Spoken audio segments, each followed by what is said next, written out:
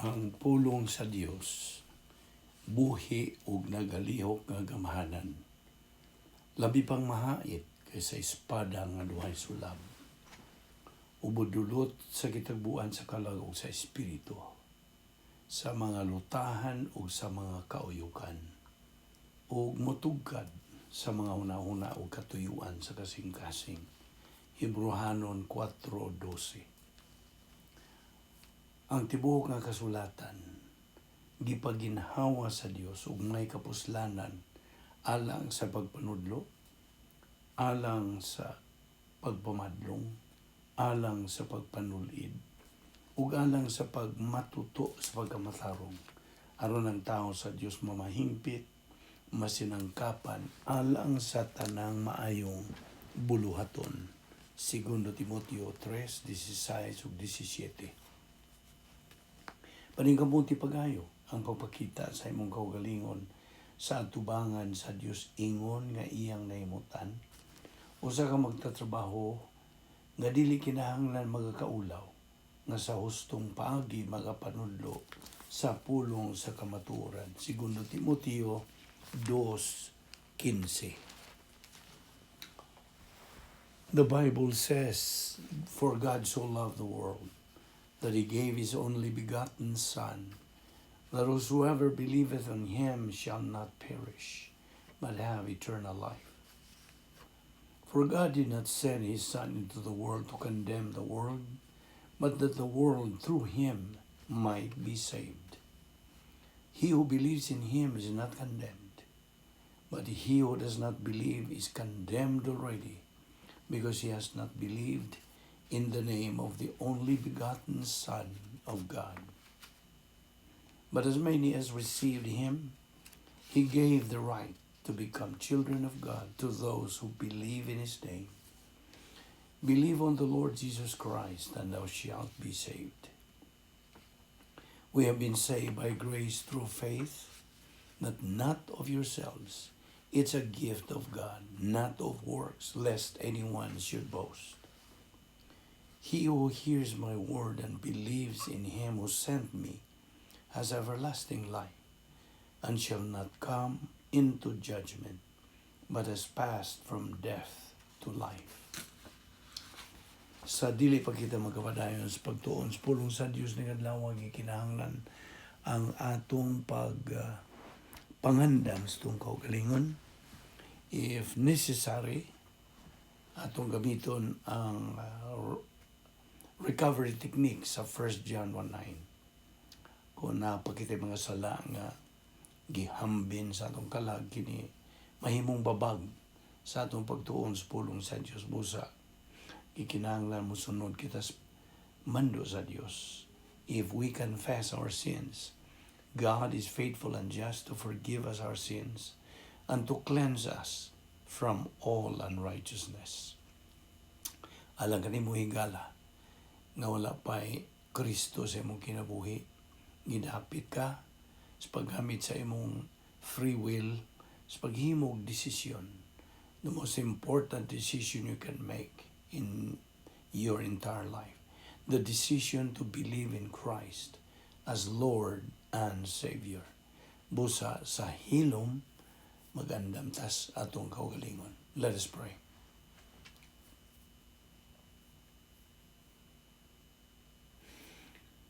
Ama na mga Diyos, nagapasalamat kami kanimo. Niining lain na sa mga higayon, nga din imo kami ngidala dinhi aron sa pagpadayon sa among pagtuon sa imong balaang pulong. Uban ni kami o Diyos ng adlaw, tutuli kami o ipatinaw pag-ayo ang imong mga kamatuoran pinagi sa Espiritu Santo nga moray bugtong magtutudlos kamatuoran. Tangtanga mga babag nga ni sa mga una-una. O nga unta magapunting lamang kami sa imong igatudlo kanamo ning adlaw. Salamat nining Bible study through the YouTube o sa Balbido Evangelistic Ministry. Kining tanan among gipasalamatan sa ngalan ni Ginoong Jesucristo. Amen. Maayong adlaw sa tanan, padayon ta sa atong pagtuon sa tun-anan nga giuluhan nato the cross before the crown. Ang krus una pa ang purong-purong. Now, okay. Unas tanan, atong timanan nga, kini atong pagbuhaton, at the same time, simba kita sa Dios. Kay we're giving worth to His Word, o mao lamang kini ang kanunon o kalanon sa atong kalag. This is the only food for our soul. Man does not live by bread alone, but by every word that proceeds from the mouth of God. Matthew 4:4 o Deuteronomy 8:3. Okay?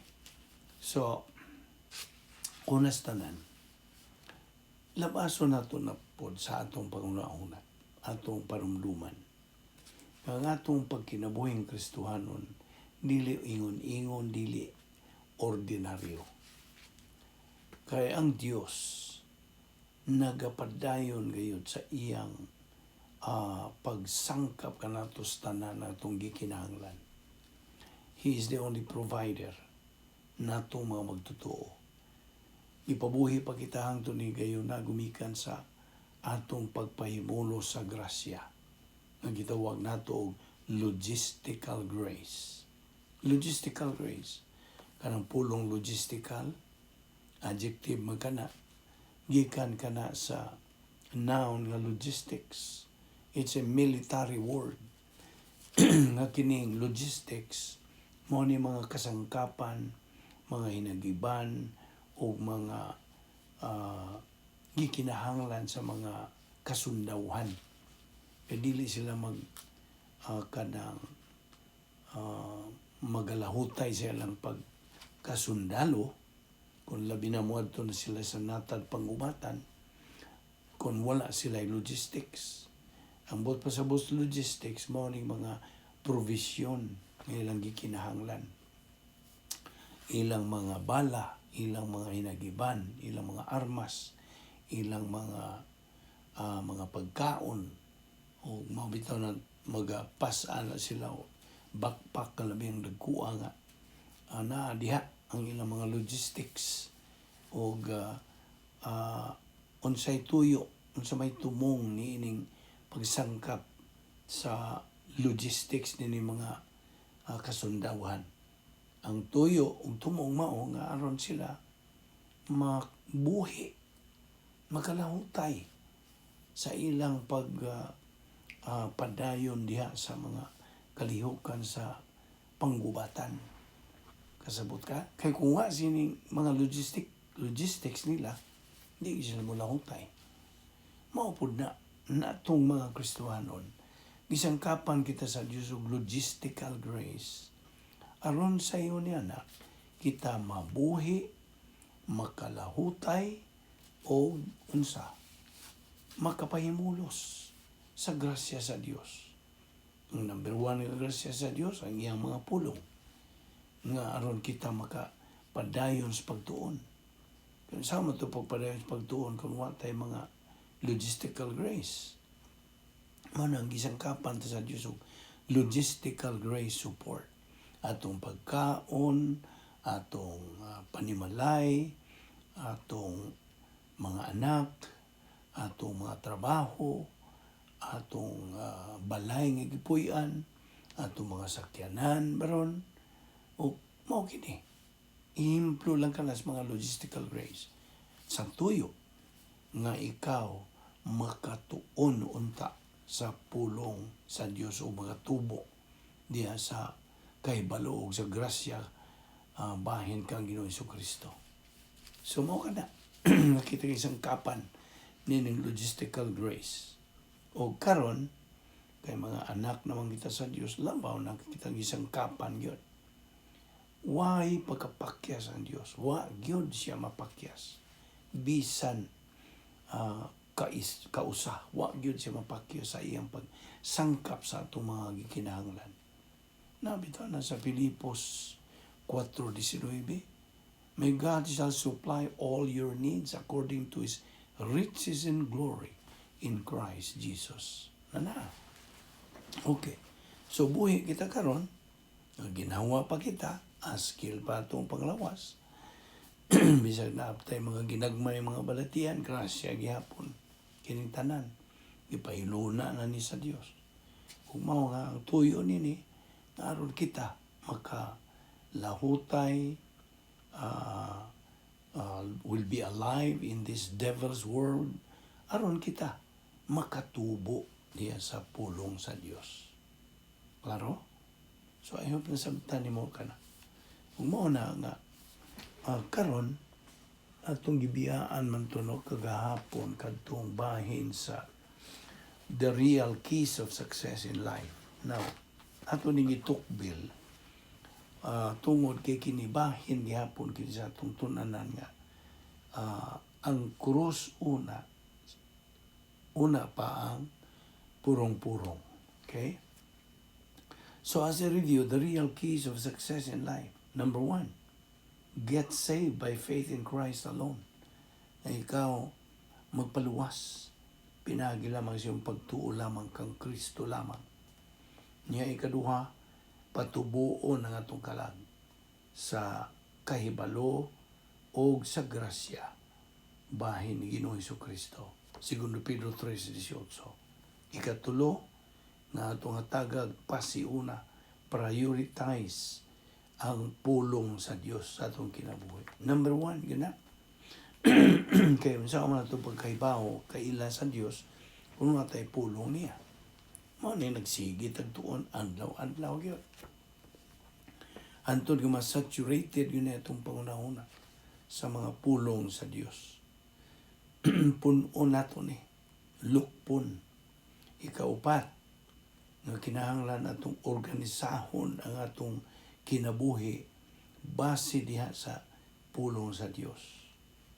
Ikalima, ang paggamit nato sa napulo ka mga paagi sa pagsulbad sa mga suliran. God's 10 problem-solving devices. Ikaunom, nga kita mo angkon sa mga saad sa Dios. Claim God's promises every single moment of every day.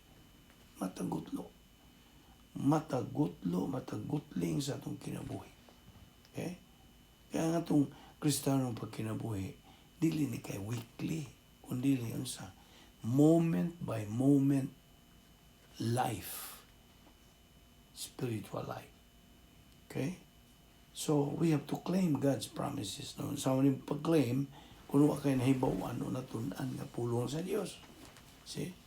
May atong ang kuno, no? That's the promises must be claimed. Okay? So, muna ikaw, no? Ikapito, mo itong Operation PTA. Nagkita mga Kristuhanon, itang mga anak sa Diyos, kinahanglan, anak kita tukmang dapit sa hustong nga panahon o may tukma nga pagdagad. We must be in the right place at the right time with the right attitude. Now, ikawalo, your station in life, mao ang imong full-time Christian service. Full-time. Asa ka man karon magtrabaho, unsay imong kanang pangita, mao ka na ang imong full-time Christian service. Kay may tuyo ang Diyos nga gibutang ka diha. Kasabot ka. So, mao na ikawalo. Ikasiyam, ang atong pagbuhat sa mga Diyos nung mga buluhaton ginamit ang mga pulong sa Diyos. Mao kini ang doing things as unto the Lord. Ug timan na nato nga dunay duha ka klaseng mga maayong binuhatan. Ang usa nini tawhanon, ang ikaduha Dios nun. Ang human good gitandi kini sa kahoy, kugon, dagami. Nakanas 1 Corinto 3:12. Okay? Ug kining maong mga maayong binuhatan nga tawhanon, okay?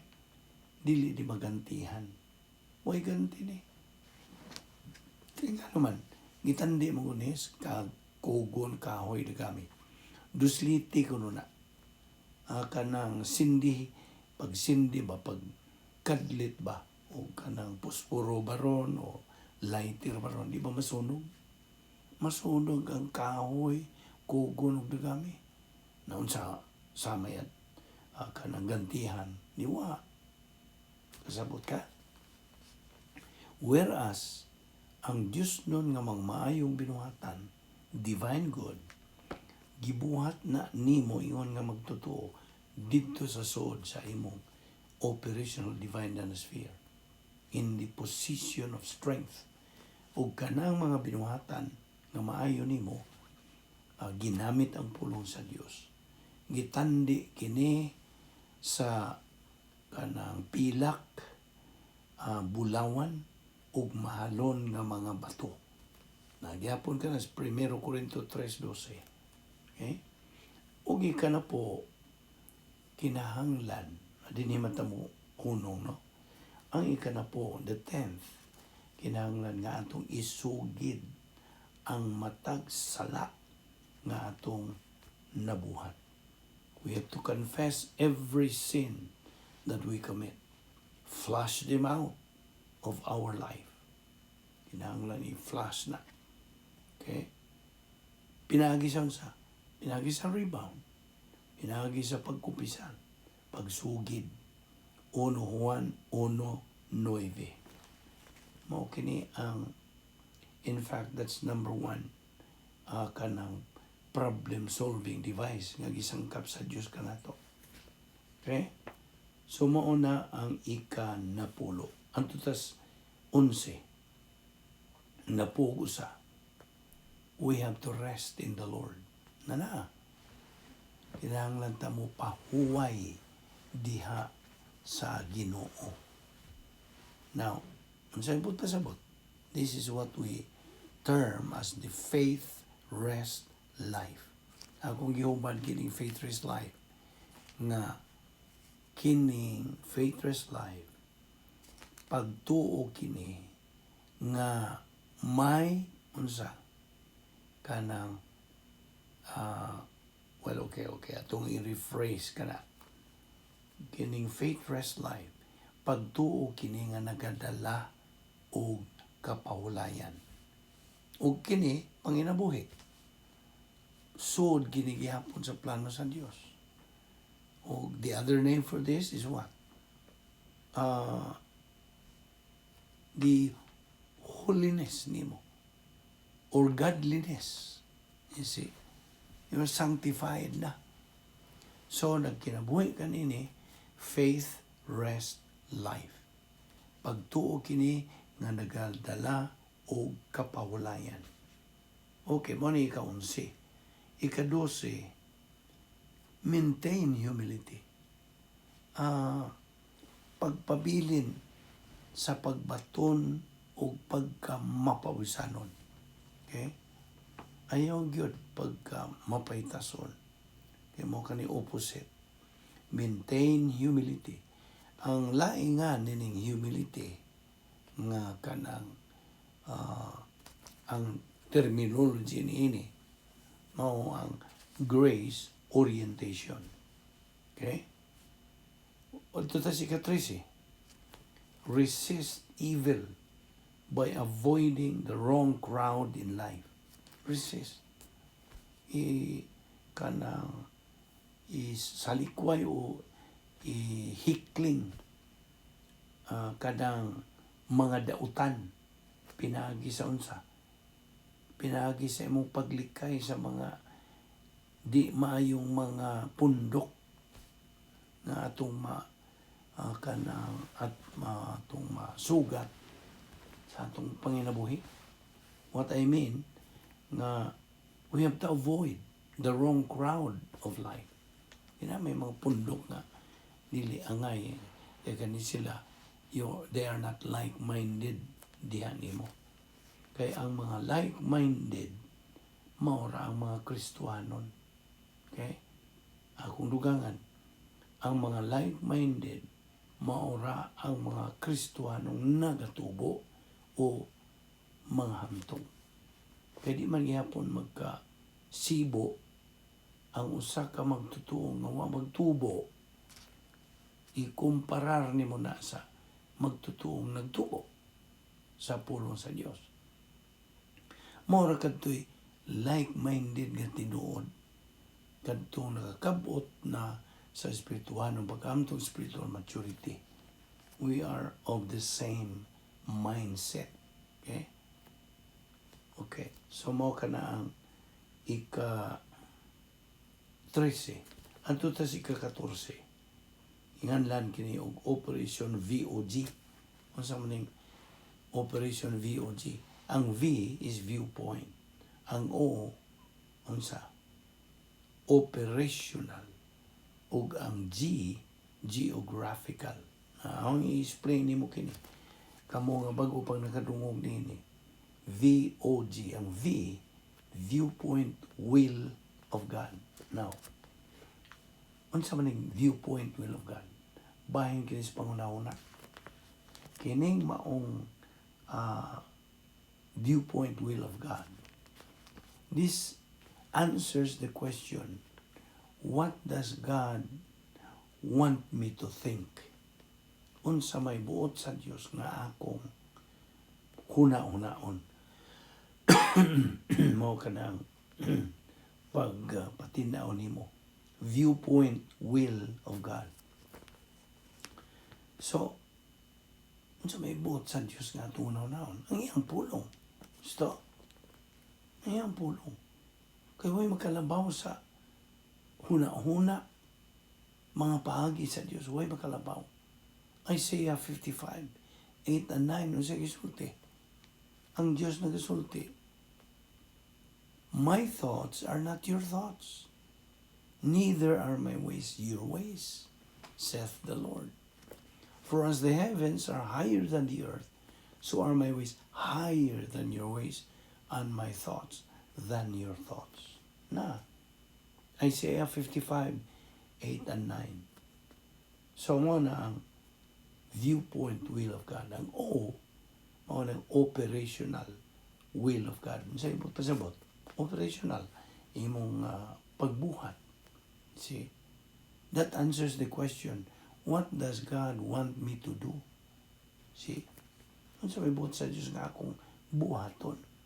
Of course, ang buhat sa Diyos nga mong buhaton, ang iyang mga buluhaton. Basihan ang iyang mga pulong. See, ano operational kanang will of God. At ito sa letter G. Ano sa mga letter G? This is geographical will of God. Ano sa mga geographical? Well, from the word geography, lugar ni dapit. So that answers the question, where does God want me to be?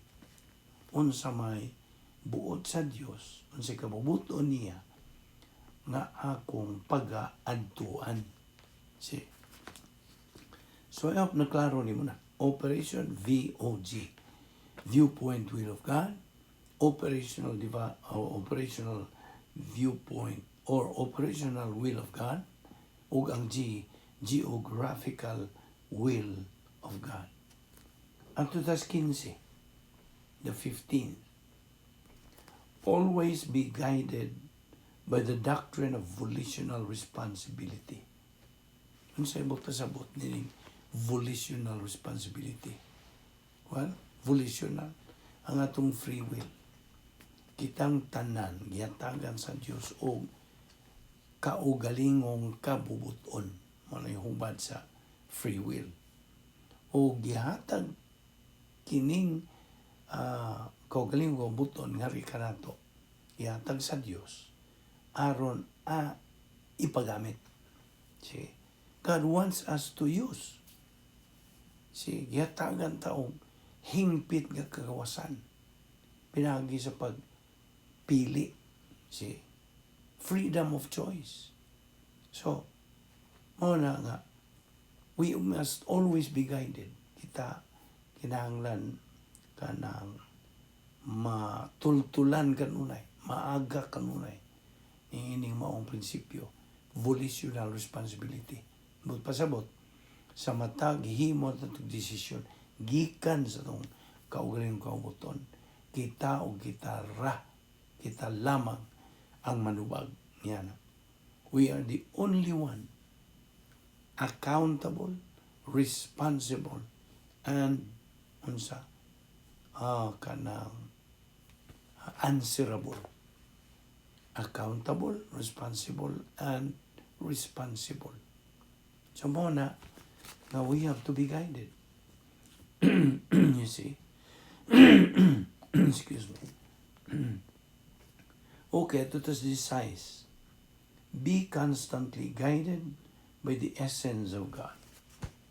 Kanunay unta. Inantog unta. Kaya na malagi tayo kamubuton. Buot sa Diyos nga kita maaga kanunay, matultulan kanunay. Constantly guided sa kinaiya sa Diyos. Ug I hope na kanang silsil ng yun mo kining atong gisgutan nga nagunang napulo ka mga kanang kinaiya sa Diyos. The 10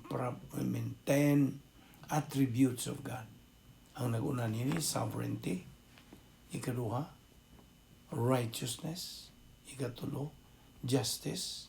Ikaupat, love. Ikalima, eternal life. Ikaunom, omnipotence. Ikapito, omniscience. Ikawalo, omnipresence. Ikasiyam, immutability. Dilimosam. Ug ang ikanapulo, kamatuoran. So kining napo ka mga kinay sa Dios, we must always be guided. Constantly be guided sa mga kinaiya sa Dios. Ato ni sa guhon ug atong silsil lang yun. Katunan. Di lang kay kutubas pag sag-o. Dili paigo ang pagsag-o. Kinahanglan unsa masilsil na gyud sa atong limpatakan, atong kalag. Okay. Now, ika-17. Yeah, that's right. 17th real key of success in life. Always be guided by the following operations. We have Operation BAC, TSTP, okay?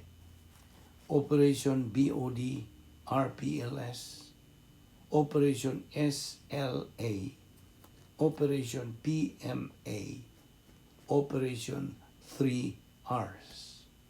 Now, of course, review naman po ni. Di sa una na ito natukbilon kay it will take time.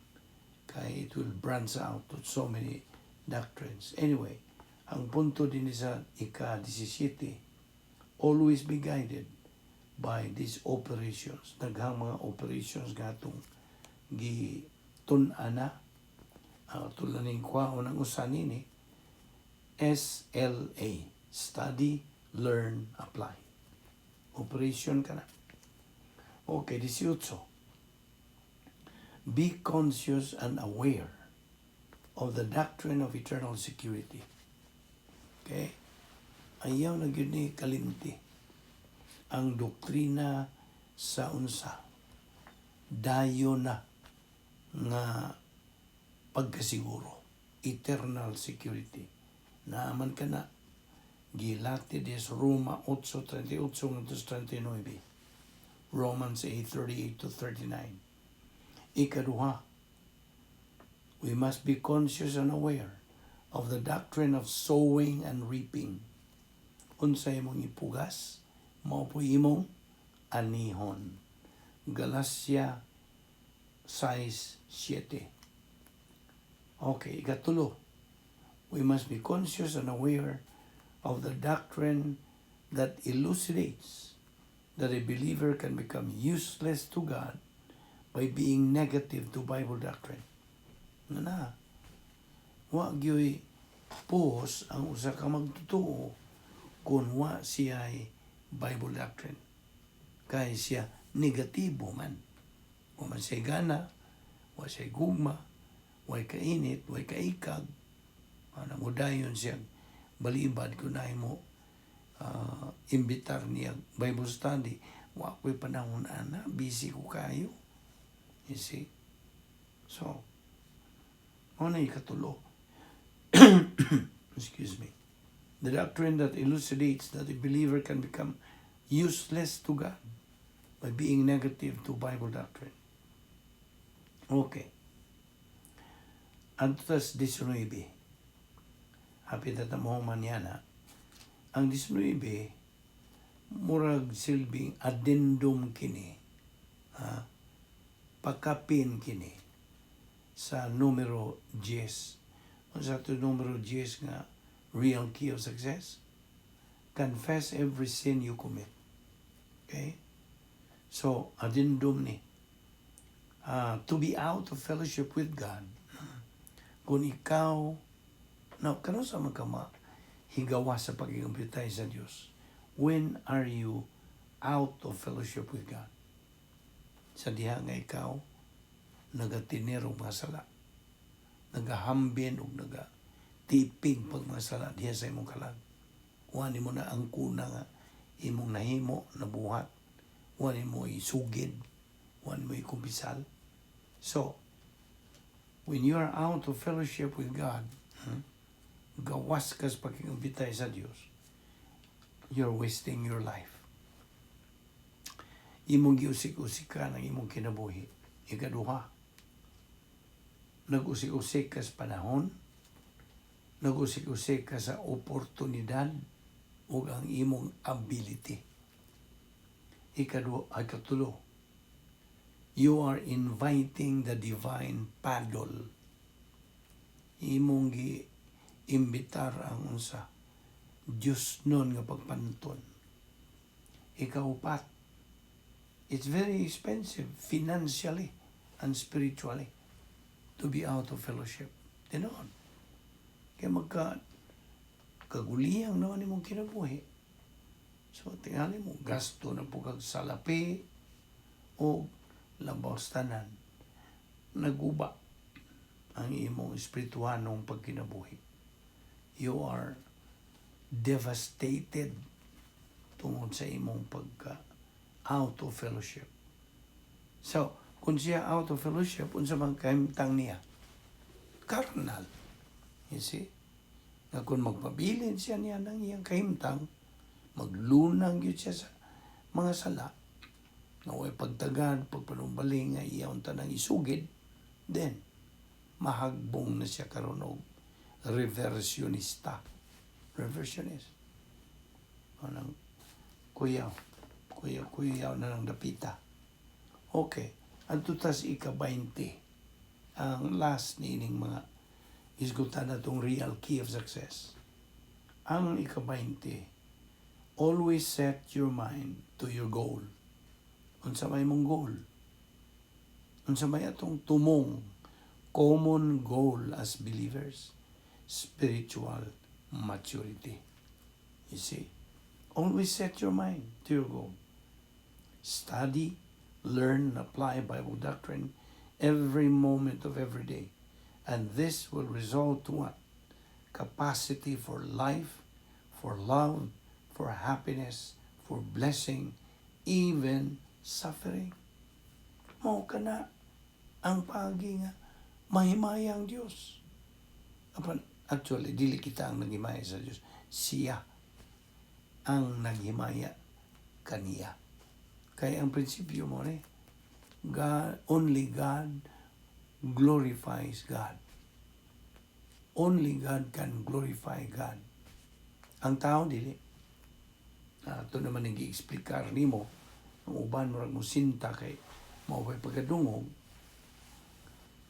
We cannot glorify God. It is God who glorifies Himself. You are now a winner believer. Thus, excuse me. Thus you are able, pinagi sa gahom sa Espiritu Santo, to think logically, rationally, and sensibly. Thus, you are able to make good and right decisions in life. You are now a good decision maker in life. So, do you want to become a winner in life? The choice is all yours. You see? Nila mo nakita kutob ato itiwas ni sa sunod o niya pa'y labihan sa kadaghan nga mga prinsipyo nga itong pagatunan din ni magampo ta. Bala na mga Diyos, salamat sa imong grasya. Ini nga mong pagtuon sa imong pulong. Salamat sa imong pagkamantinumanon sa imong mga saad. Niining adlaw, ubalik kami o Diyos sa mong pagbubuwag. Ilikay kami sa mga kabilinggan. Dada kami pagbalik ni Napita. Ugma. Aron kami makapadayon sa among spiritual momentum. Salamat ni Bible study through the YouTube under the Vic Balbido Evangelistic Ministry. Kining tanan namong ipasalamatan sa ngalan ni Ginoong Hesus Kristo. Amen.